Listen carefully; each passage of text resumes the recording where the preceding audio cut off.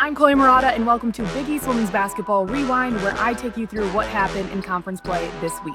To start the week, DePaul had a great win versus St. John's, winning 72-68.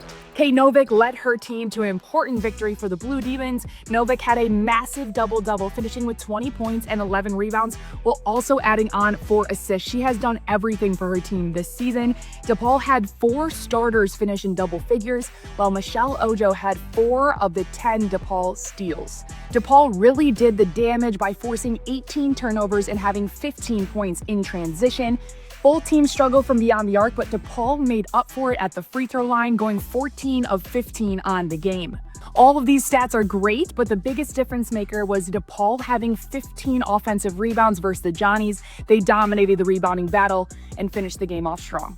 Later in the week, St. John's made up for their loss versus DePaul by beating Butler 58-47. St. John's definitely focused on their rebounding effort in this game. They won the battle of the boards, and Danielle Abies had 12 rebounds of her own. St. John's also got to the free throw line 23 times and executed on 18 of those attempts. St. John's is now 10-7 in the league and tied with Marquette for 4th in conference. The hottest team in the league this week might be Seton Hall, as they beat Marquette at Al McGuire Center to take 3rd place in Big East. Mariana Valenzuela could not be stopped, especially in that first half. She finished with 19 points and went 5 of 10 from the three-point line. However, the biggest difference makers for Seton Hall were the young ones, starting with freshman Zahara Bishop, who had 20 points in just 21 minutes of play. She's making up for the loss of Jada Eads earlier in the season, and she is absolutely playing confidently on the floor.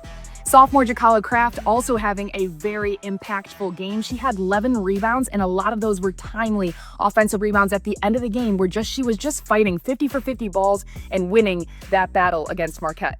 Seton Hall then went down to Chicago, where they beat DePaul, finishing with another win on the week. Jordana Codio with a big-time performance, 17 points, 9 rebounds, and 3 steals. Seton Hall needed a big week, and they delivered.